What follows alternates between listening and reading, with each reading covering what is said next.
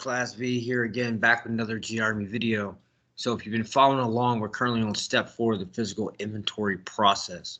So step 4 is entering the counts for our inventory. So this is a pretty simple step. You've already done the legwork and actually physically counted all of the material.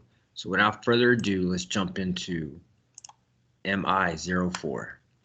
MI04 is enter inventory count for a document, okay?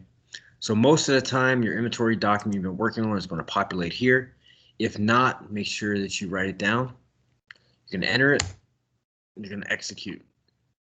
All right, so we already got our counts. So what we're going to do is we're just going to input our counts. Now, a couple things to keep in mind here. So if you have a zero balance of something, you're not going to put a 0 in the quantity. You're just going to ZC, zero count. All right. Sometimes you will get a couple error messages. For one, if a piece of material is a terminal item like a Victor code, it's going to tell you that. Just hit OK, and you will be able to process the rest of the inventory. Also, sometimes you will get an error message saying that Z central stock for plant 2000. Just hit OK, acknowledge it, and you'll be fine. So let's enter our two counts here that we got for this SLOC.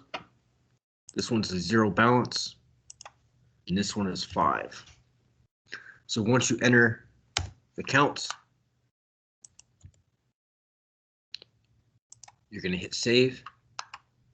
Now, you are complete with your inventory counts. All right. So, like I said, some of your SLOCs may have 500-600 lines, so it may be a tedious process. Just make sure that you save as you count it. All right. So the next step is to back out of this, and we are preparing for step 5 in the inventory process. So I hope you all liked this video. Hope you're all following along. Make sure you hit that like button and subscribe, and take a look at all the rest of the content I have here on my site.